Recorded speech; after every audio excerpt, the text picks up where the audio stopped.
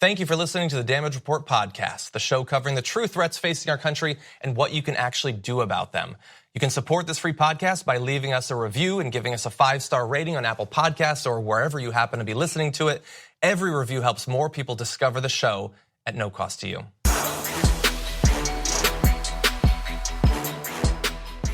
So look, it's Wednesday, and we've been talking a lot about Brett Kavanaugh and the developing scandal, whether he's likely to make it on the Supreme Court or not, pretty much all week. So today we're going to mix it up, and we're going to talk for at least half of the run of the show about exactly that and nothing else.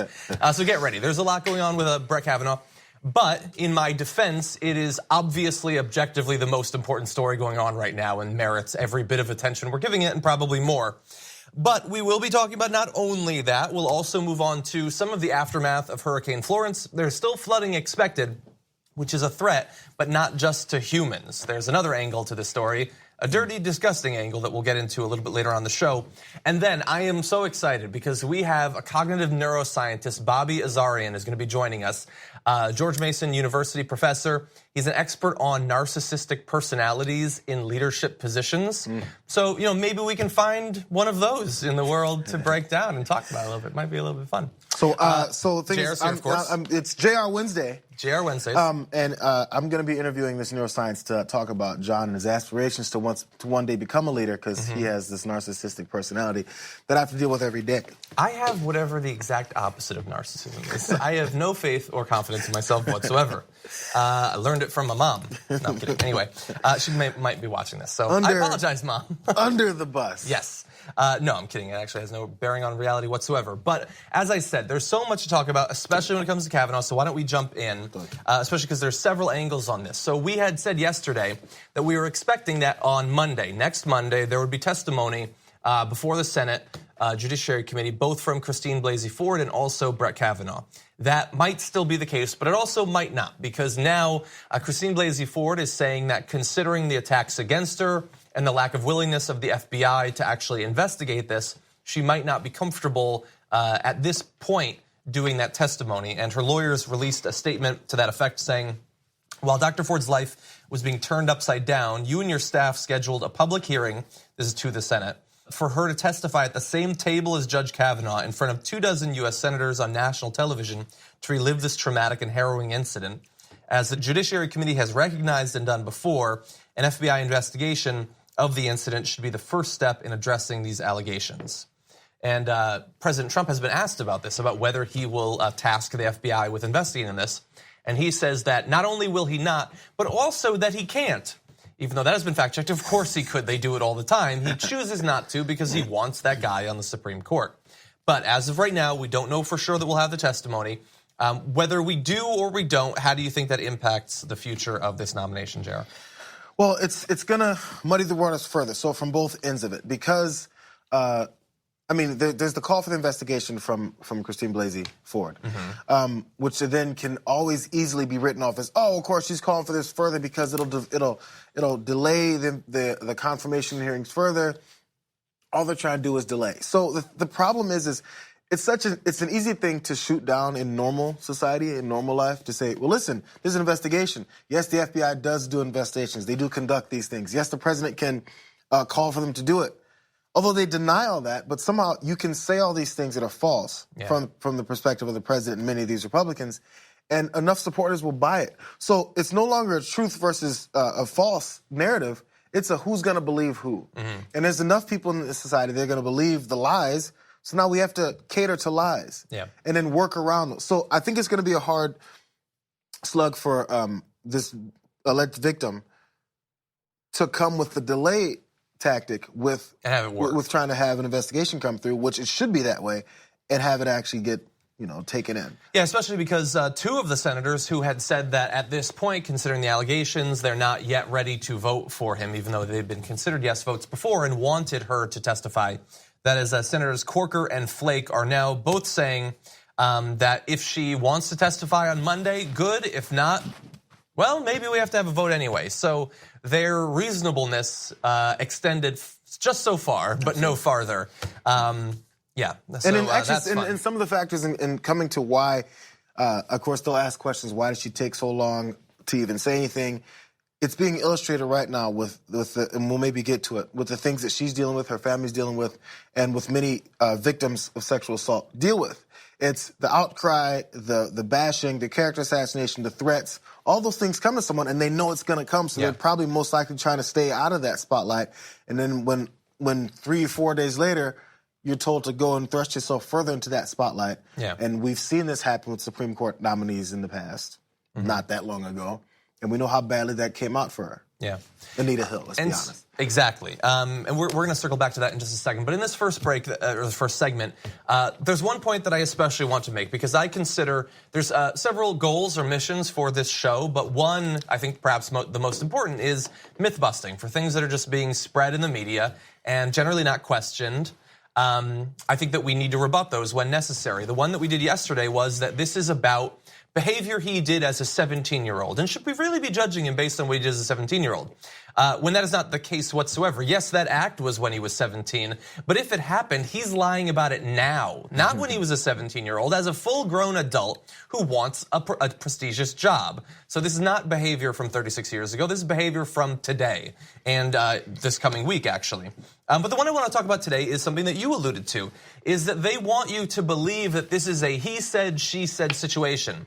She says he tried to rape her. He says that he didn't. Who's to really say? And the Senate wants you to believe that that's what it is, which is why with this Monday testimony that we're going to have and might still, they have two witnesses, Christine Blasey Ford and Judge Brett Kavanaugh. Remember, by the way, that during the Anita Hill situation, there were 22 witnesses. So they understood there that other people's perspectives matter. But here is why this is not a he said, she said. They were not the only two people there. We know of one other who was directly involved in the alleged incident, and that is Mark Judge. We have told you so many things from his own words, from books he's written, that imply that things like this were going on. Perhaps not this actual incident, but he's there. He says that he has no memory of it, and he's not willing to testify. But he could, and it seems bizarre to say that it's just Christine Blasey Ford versus Brett Kavanaugh when there is another person who was directly there and at least one other person who was at that party and would have seen her storm out at the time. The Republicans have no interest in talking to those other people, not because they believe that it's not worth it. They would probably disagree with us anyway. They're worried about what they will say. And this is unconfirmed at this point. I want to give it a little bit more time before saying that it's definitively the case. But there's another woman, Christina King, that posted on Facebook saying that she went to school in this area at that time, was I think 1 year ahead of Christine Blasey Ford. She says that she heard about this exact incident around the time that it happened and can corroborate that it was being talked about. Now the problem with that, at least as of right now, is that Christine Blasey Ford has said that she did not talk about this at the time. Now that does not mean that it's impossible that it could have gotten out from someone else. It's possible that Mark Judge was talking about it, or the fourth unnamed person at this party. We don't know for sure. But at least now there appears to be some contemporaneous confirmation of what happened. It could be refuted in the future, but that's what we've got right now. Well, it's, you know, there's a lot of unknowns. You know, I'll be honest. There's lots of things we don't know. There's lots of things we want to figure out. There's lots of people that are still alive today because this incident allegedly happened in 1982. It wasn't that long ago. These folks are adults. Maybe their memory's a little hazy. Maybe you need to corroborate one story with another. Maybe you need to figure all this out. You know what we need?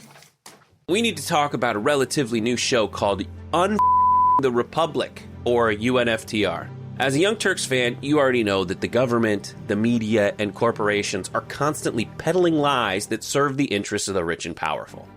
But now there's a podcast dedicated to unraveling those lies, debunking the conventional wisdom. In each episode of the Republic, or UNFTR, the host delves into a different historical episode or topic that's generally misunderstood or purposely obfuscated by the so-called powers that be, featuring in-depth research, razor-sharp commentary, and just the right amount of vulgarity. The UNFTR podcast takes a sledgehammer to what you thought you knew about some of the nation's most sacred historical cows. But don't just take my word for it. The New York Times described UNFTR as consistently compelling and educational, aiming to challenge conventional wisdom and upend the historical narratives that were taught in school. For as the great philosopher Yoda once put it, you must unlearn what you have learned. And that's true whether you're in Jedi training or you're uprooting and exposing all the propaganda and disinformation you've been fed over the course of your lifetime. So search for UNFDR in your podcast app today and get ready to get informed, angered, and entertained all at the same time.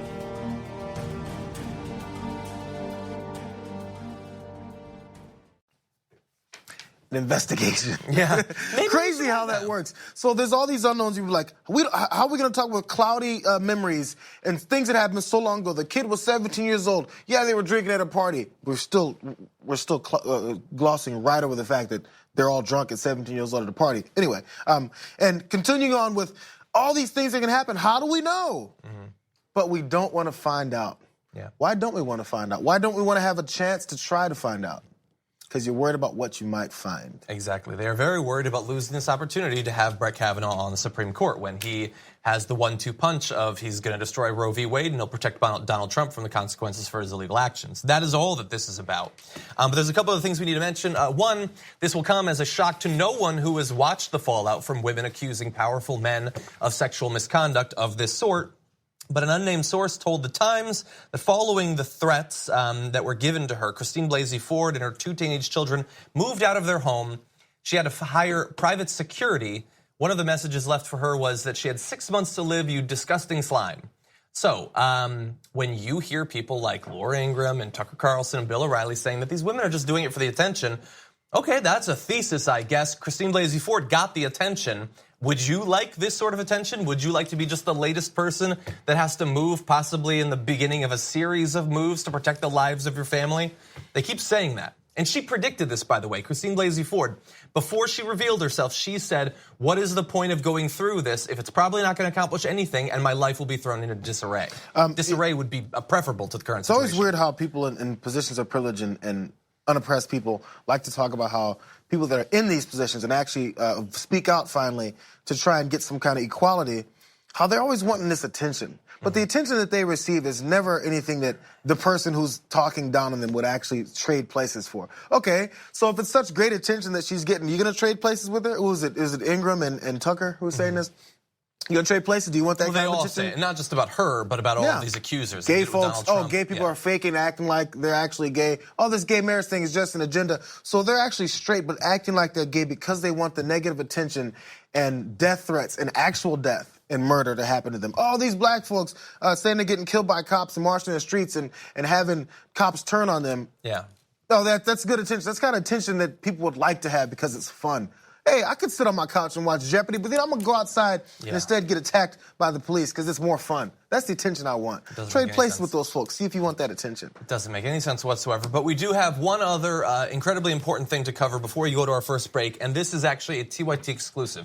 TYT Investigates has found an incredibly suspicious situation going on right now, directly from the hands of Brett Kavanaugh. So back in 2015, he gave a speech at the Law School of Catholic University. And we're going to bring up a part of this speech. I'm going to gloss over a bit, but there's an important part that I want to give you. This video is available, by the way, if you'd like to actually see him saying it. But I want to go through quickly. He talks about being these friends of his being men for others. He talks about a few particular people. But let's move on to a little bit later on in the speech. He says, okay, we had a good saying that we've held firm to this day, as the dean was reminding me before the talk, which is, quote, what happens at Georgetown Prep stays at Georgetown Prep. That's been a good thing for all of us, I think. Now, that might be a slightly jokey thing to say, but it certainly hints at the possibility of maybe some dark stuff going on. And it gets into his mind a little bit, and this is not back in the 80s. This is his memories of that time from just 3 years ago. Now, it's really interesting that when you are going to be nominated for the Supreme Court, you have to give a bunch of documents to the Senate.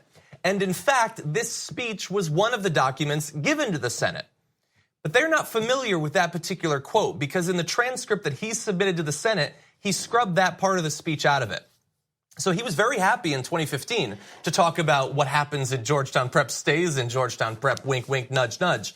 But when it comes time to get on the Supreme Court, he took that part of the speech out. What does that say about Brett Kavanaugh? What does that say potentially about his fears of other things coming out that might derail his nomination? This is as suspicious an action a nominee can possibly take. And so far, people aren't talking about it, but I certainly hope that they do. Okay, we're going to take our first break. When we come back, I want to cover just a few of the most recent attacks against Christine Blasey Ford. And finally, Donald Trump weighs in. Who does he think is the victim in this situation after this? Okay, while Jayar desperately tries not to sink to the floor in his chair, we're going to do some more updates on Brett Kavanaugh. So he's faced a lot of support from the right, Christine Blasey Ford, many different angles of attack. We've been doing everything that we can to rebut some of those angles of attack. There's one in particular that I do want to focus on, though. This is something that I think has been implicit in a lot of the statements about men who were accused of sexual harassment and sexual assault, including Donald Trump, by the way. But it is getting more explicit on Fox News and amongst its personalities recently. So we have an excerpt from Laura Ingraham talking about her concerns over this scandal. Let's listen. This could happen to any of you. Let's focus on men for a moment. Any of your sons, any of your brothers, any of your uncles, and they can't do a darn thing about it. Because guess what? If you start attacking this woman's credibility, you're attacking the victim. 30 plus years later, if you start questioning her political motivations, you're attacking a victim. If you start criticizing the liberal group she's given to over the years, donated to, you're criticizing a victim. There's no win. Where do you go? That's why they released it at the last minute. It was not inadvertent. It was not, and apparently this accuser was fine with leaving Brett Kavanaugh on the second highest court of the land. So there's a couple of different things I want to break down there. One is that so she's sort of setting up, I guess, sort of quasi straw mans. Like, so what she wants to say is if you question the credibility of the victim, you're attacking the victim. But she literally says if you attack the credibility of the victim, you're attacking the victim. If you attack this she kept saying attack. Yes, that's attacking the alleged victim in this case. And then says, well, what are you going to do? You have nothing to do. Well, first of all, I mean, as general advice, I would tell people to not sexually assault people. That's one sort of preemptive defense. But he could bring on the witness that supposedly was there, Mark Judge. He's choosing not to do that. Why does that not bother Laura Ingraham? If there was another person in the room, she has no interest whatsoever in having him testify before the Senate. That seems weird.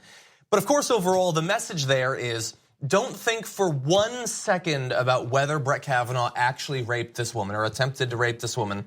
Think only about how bad would it be if your son was accused, if your uncle was accused, if I can think of some other male relative of yours that could be accused. That's the only thing you should be worried about. It's all lies, and you could be next, loyal Fox viewer. Yes, it's the same tactic. I don't know how people keep buying it, and I've said this before.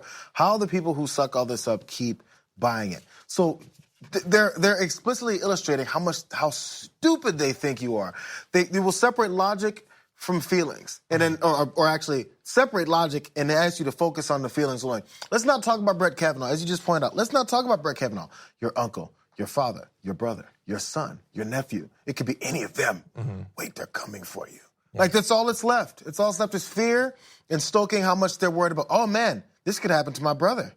That means it's happening to Brett Kavanaugh. Yeah. Where does that connection happen? So there's plenty of false allegations when it comes to assault, right? But it's not overwhelming, and it's definitely not the majority of the time, right? I've said it before. I've known 5 women that have been assaulted, 2 actually fully raped, which is not like it's a like there's the hierarchy. It's all horrible. None of them told their stories, and I was asked to never tell anyone. Yeah. So that type of stuff. It's straight up and regular. So there's nothing they're gaining from keeping it to themselves. But as long as there's that fear that guy who they're accused of is afraid of his brother or his father being the next, then that's what they're worried about. Because they're getting told the same thing, like, wait, if I say something, what are they going to say about me? Yeah. And then how much are they going to bash me over this actual accusation that really did happen? Exactly. Like, okay, so if you were to take the sum total of all of the false allegations, we can actually know that number. I don't know for sure, but I'm going to guess that there are 50 times, 100 times as many rapes that go unreported, assaults that go unreported, instances of harassment that go unreported. And feel free to come up with examples of guys whose lives were ruined with no evidence whatsoever that they committed this attack. So they didn't actually commit the attack, and they're wallowing in jail. That's an amazing myth, I guess. I don't see the reality of it, though. I'm sure there's some that couldn't somehow disprove it. And then I can't give you the number, but I'm sure there's folks that have been falsely accused of stuff. It happens with damn near any crime. Yeah. There's a false accusation and the person somehow couldn't get away to clear themselves. Yeah. But when there's actual things that you're trying to hide from the evidence behind it, those folks that got falsely accused didn't have anything to disprove it, and then we just assume their guilt. This is folks who are looking for the answer, and you don't want it. You don't want the answer, yeah. And by the way, if there are people who have these accusations against them, both in the modern era and maybe 75 years ago, I'm going to guess that they didn't look like Brett Kavanaugh, those who went down, who might have been executed as a result of this. They probably looked a little bit different. They probably weren't incredibly well-connected, powerful Republicans. Okay, now with that said, I also want to talk about Donald Trump because he was asked about this, and what he did, I think, was just play a recording of him talking about Rob Porter and his domestic abuse allegations because it sounds exactly the same. He said, really, they're hurting somebody's life. I think it's a very unfair thing what's going on. He's not talking about her being forced to move or hire private security because of death threats. He's talking about Brett Kavanaugh. I really want to see her talking about the possible testimony. I really would want to see what she has to say. If she shows up and makes a credible showing, that'll be very interesting. And it's good that we have an open-minded president who will just actually listen to what she says and decide based on that without any considerations of politics. Of course, that's not going to happen. But yeah, so look, this is exactly how they defend. He's the true victim. It's always the abuser. It's always the accused that's the victim, this poor guy. Brett Kavanaugh is fine. There were reporters outside of his house over the past couple of days. His wife was apparently distributing sprinkles cupcakes to the reporters. You know why? Because they live in a fabulous bubble where nobody's giving them death threats, even though he was accused of an actual crime. The victim, though, she has to move. God knows what's going to happen with her kids in terms of school and everything. That's what you would expect if you're on the wrong side of an accusation against a powerful man. Yeah, the president also, he mentioned Brett Kavanaugh's daughters. His daughters have to go through all this. It's disgusting what they have to do. But he hasn't mentioned Ford's children, her teenage children, that she has to live separately from right now either. Yeah, but you know, like to the extent that we should have concern for the daughters, here's why I'm concerned for the daughters. I'm concerned for the daughters because they're growing up in a world where there's endless apologetics for men who commit sexual assault against exactly that sort of person. How about we create a world where that doesn't happen? Or where if it does happen and they are eventually girls like that have to accuse that man, they're believed for at least a split second before we go back to the normal political process. And I will advance one thing that I saw a tweet going around, thankfully that was being spread quite a bit. All of these people who are saying this is just something that happened in high school, can you really judge a person based on that? Do they really know what's going on? Does that really say anything about who they are? That is a great message to send to 16 and 17-year-old boys who were desperately trying to bash into their brain this idea that consent matters and you should actually care about it. To hear all of the most influential and powerful people around the country saying, well, look, if you do something, it's really not that bad. We should probably forget about it in a few years anyway. You're still young. You can get beyond it. Last thing about the kids. It's one of the reasons that I think they like to put their kids on display like this. Like you saw there also in the first day of the hearings when the protests were happening, they decided to go with and say, oh, you're scaring the kids, his kids. Get his kids the hell out of there. Why are they there? Your kids have nothing to do with this. It's so then they can say later, hey, you know, he's got these two beautiful daughters. Don't say anything bad about him. In case he's ever done anything, you can't say it while his daughters are there. It's a wall. It's a shield against the guy and the scrutiny he's going to see. He's going to put his kids out there in front of him. How about you eliminate your kids from the spotlight if you don't want your kids to hear about your life? Just get them out of there then. What are they there for? They're there so we can't talk about you. And what was the team there for? Oh, this guy knew that this was coming. The Republicans obviously knew because they had that letter. Okay, quick break. When we come back, maybe even a worse defense of accused rapists on the other side.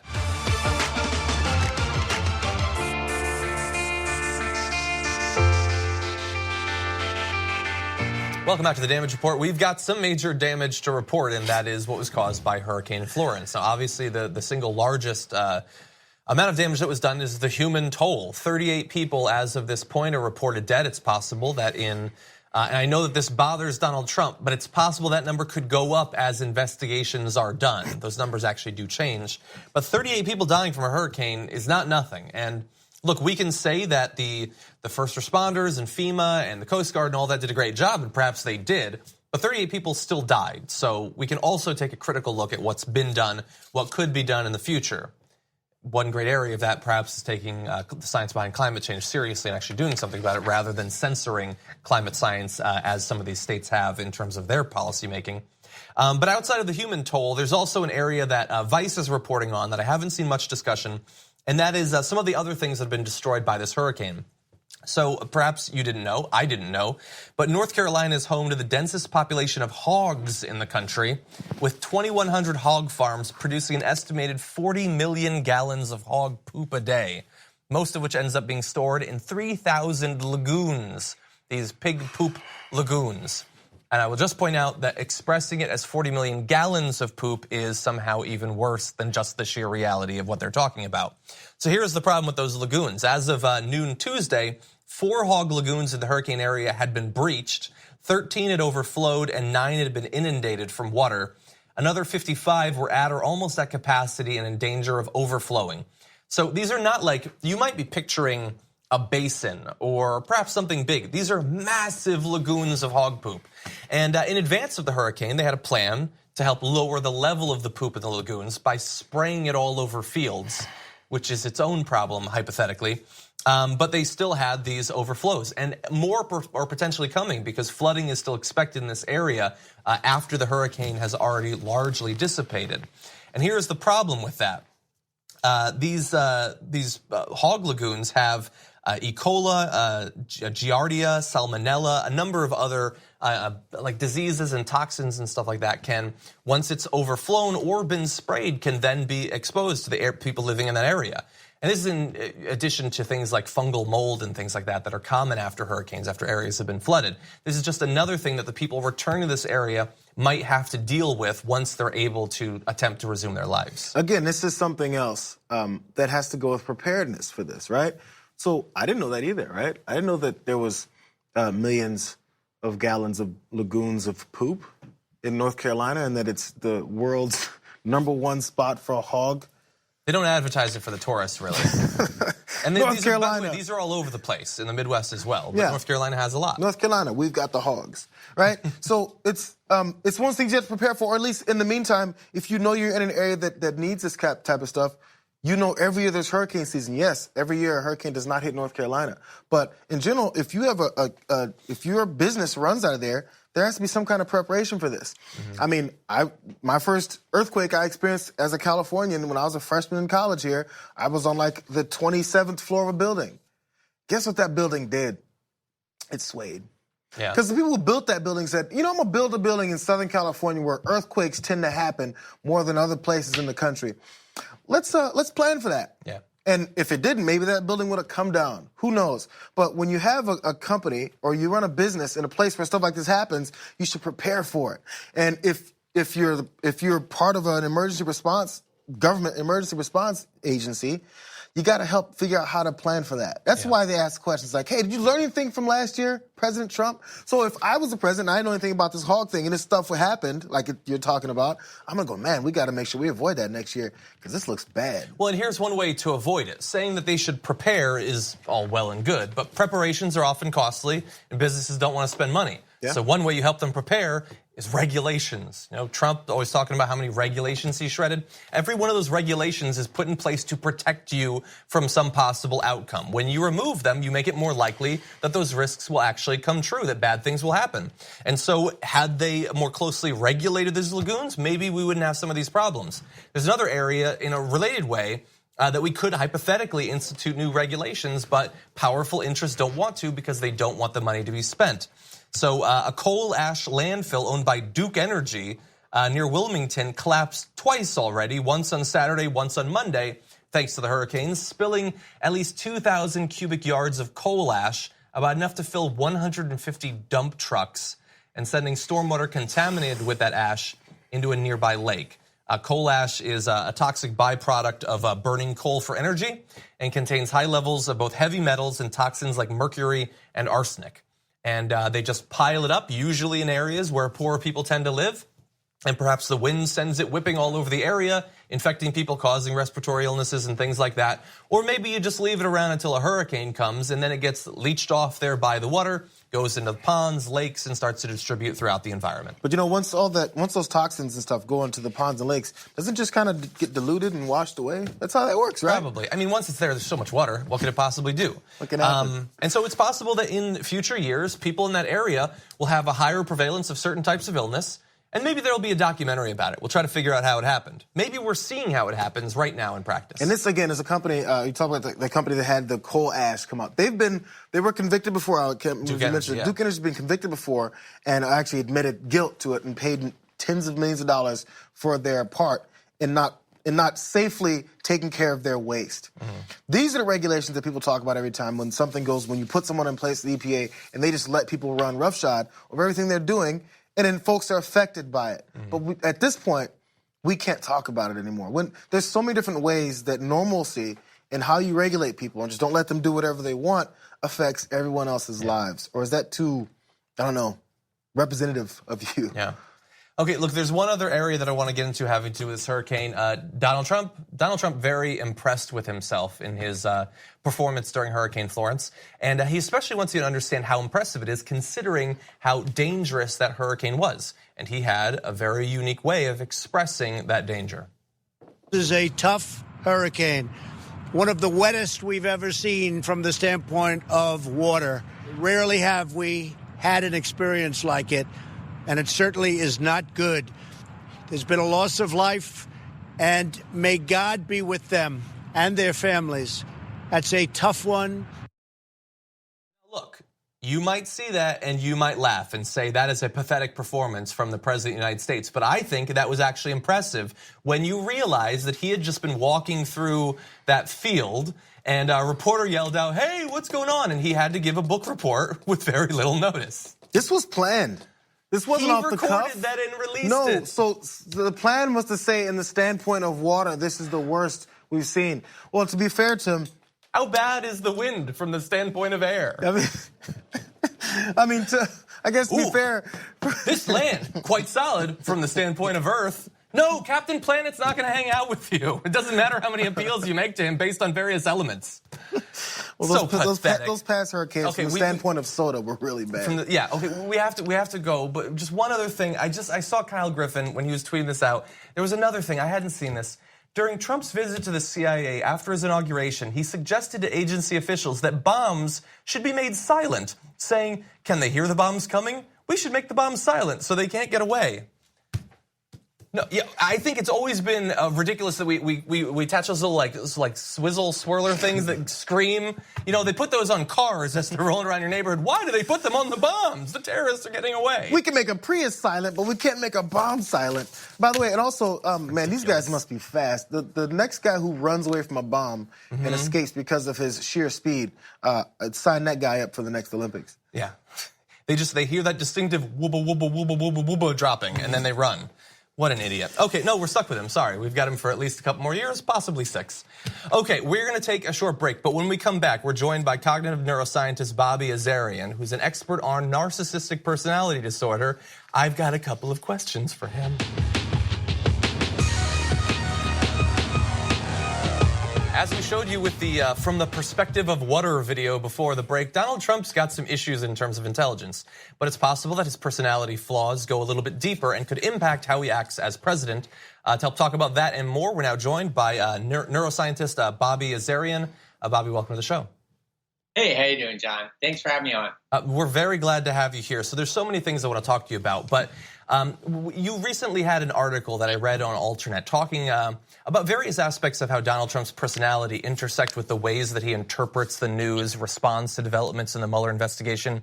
And we have certainly noticed that when bad news breaks, when there are leaks, he doesn't respond well. Why do you think that is, personality-wise? So first I want to say I'm not an expert in narcissistic personality disorder, but I do try to look at what's going on in the world of politics and try to analyze that from a psychology perspective. And, when I'm watching what's going on with Donald Trump, one of the first things that comes to mind is his narcissistic personality. So when we're going to talk about this, I think it's important to establish that he is in fact a narcissist. Usually when you want to give someone a clinical diagnosis, you want to give them a full mental examination. But with Donald Trump, it's kind of a rare case because we have these mountains and mountains of behavioral evidence. We have videos, tapes, and we see him on TV every day making these extravagant claims, bragging, saying, I'm the greatest president, I'm the smartest, my crowd sizes are the biggest. He's compared his book to the Bible in a room full of conservatives, which takes a special kind of narcissist to do that. This has caused dozens of respected psychologists to go on the record saying that Donald Trump is in fact a narcissist. So once we establish that, we can use that to kind of think about why he behaves in the way he does. And, it's a great question. Why is he reacting the way he does to these leaks and close allies turning on him? And when you have a situation like that where someone is being disgraced or humiliated, or they're under the threat of potentially losing power, that's called narcissistic injury. Okay. And when you have a narcissist experiencing narcissistic injury, they tend to behave in certain ways. So their behavior becomes a lot more erratic. They lash out at people. They start to bully people and act aggressive. And they try to place the blame elsewhere. And that really lines up with what we've seen. And what we've heard from books like Bob Woodward's Fear and the anonymous New York Times article from someone on Trump's team. We heard about the internal chaos in the White House. We also see, in the past few weeks, the Twitter rants becoming increasingly crazy.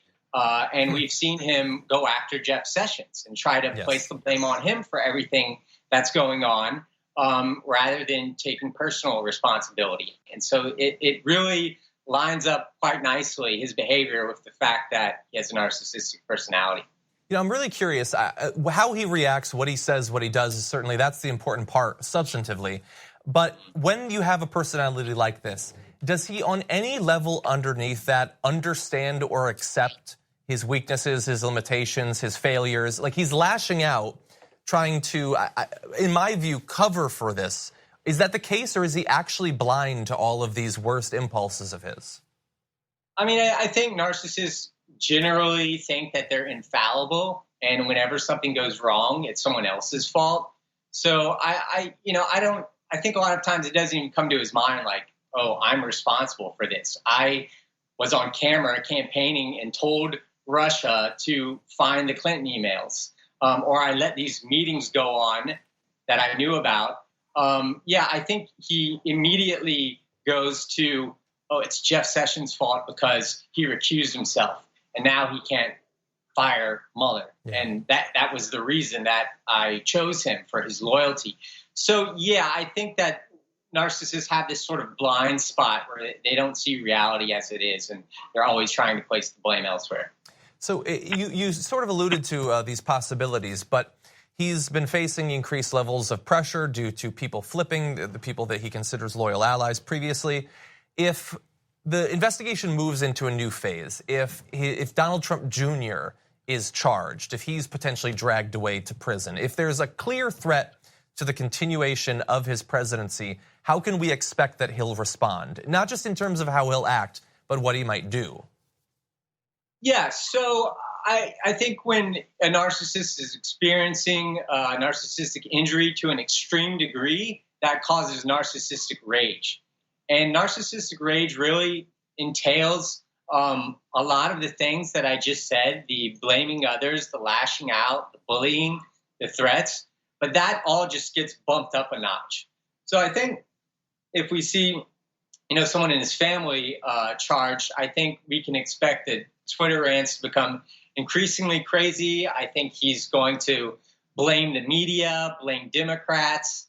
And I think, if it gets to that point, we might actually see him fire Jeff Sessions and try to replace him with someone who could actually shut down the Mueller probe. And that would be terrible, but I don't think it's out of the realm of possibilities. Interesting. Okay, I want to project ahead a year, maybe into the future. We watched him campaign. We understand that he portrayed everything in the country as absolutely damaged and broken. He's the only person that can fix it. He can bring it back to greatness.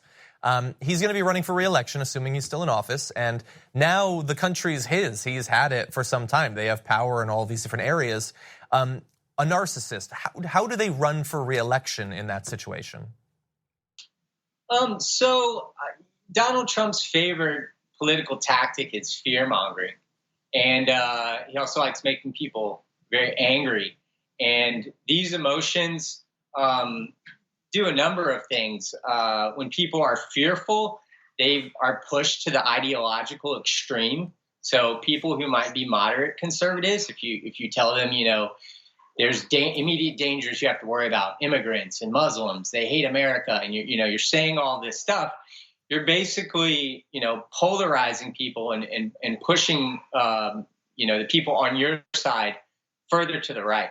So yeah, that's a tactic that he's always used. And I think, if he's running again, it's basically just going to be more of the same, but, the intensity pushed up. And I think he's going to say things like, if he's not reelected, America's going to fall apart. And, it's kind of interesting that he already kind of started going down that path a few weeks ago. It was the day that Michael Cohen accepted the plea deal and Manafort was found guilty on 8 charges. And, the concept of impeachment was starting to become more of a reality. Trump did an interview with Fox News the next day, and he said that if he's impeached, he thinks the economy would crash. That's true. Everyone would be poor, And, any kind of uncertainty is going to affect the economy. But to say everybody's overnight is going to become poor, it's just, this fear mongering that we see. Yeah. And, so I think, that's what he's going to resort to, and that's what he does best. Okay, well, buckle up, America. Okay, Bobby Azerian, cognitive neuroscientist at George Mason University. Thank you so much. Thank you for having me. We're going to take a quick break, but when we come back, Alexandria Ocasio Cortez has been attacked from a pretty bizarre angle.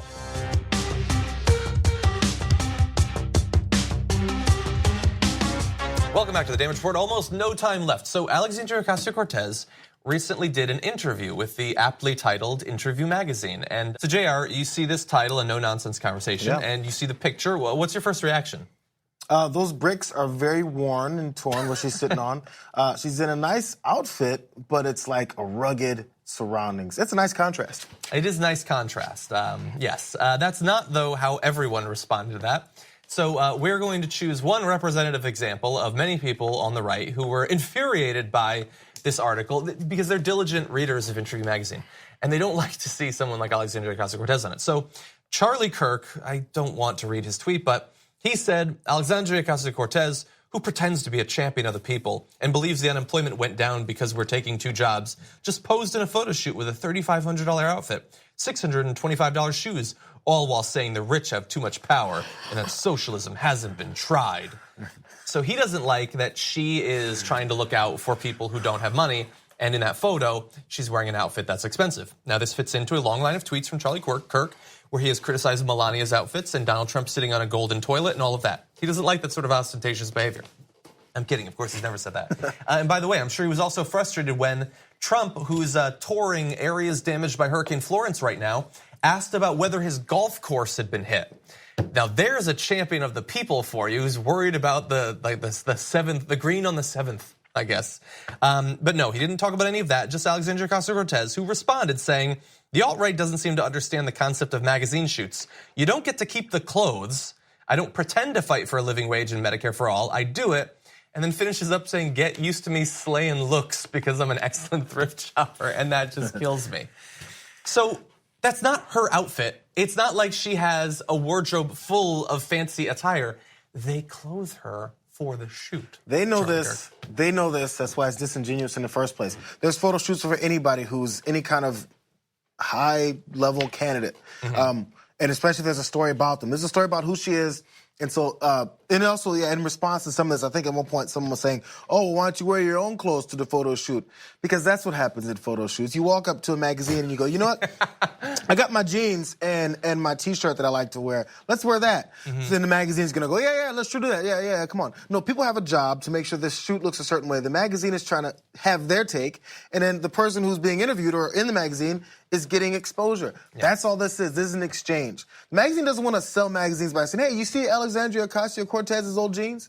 No, they're looking to show the outfit off, too. Yes, exactly. Now, most of those on the right actually understand that. They just want to attack her regardless. Charlie Kirk is actually too stupid to know that. I'm surprised to this day that he can operate the keyboard necessary to tweet in the first place.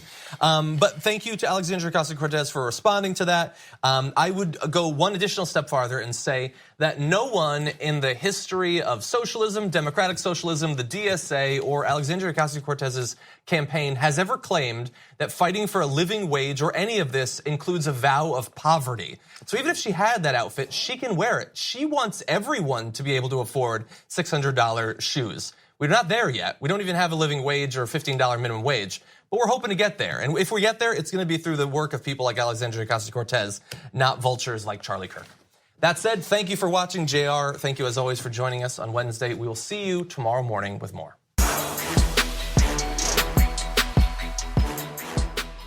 Thank you for listening to the Damage Report podcast, the show covering the true threats facing our country and what you can actually do about them. You can support this free podcast by leaving us a review and giving us a 5-star rating on Apple Podcasts or wherever you happen to be listening to it. Every review helps more people discover the show at no cost to you. Thanks for listening to the full episode of The Damage Report. Support our work, listen ad-free, access members-only bonus content, and more by subscribing to Apple Podcasts at apple.co/TYT. I'm your host, John Adarola. I'll see you soon.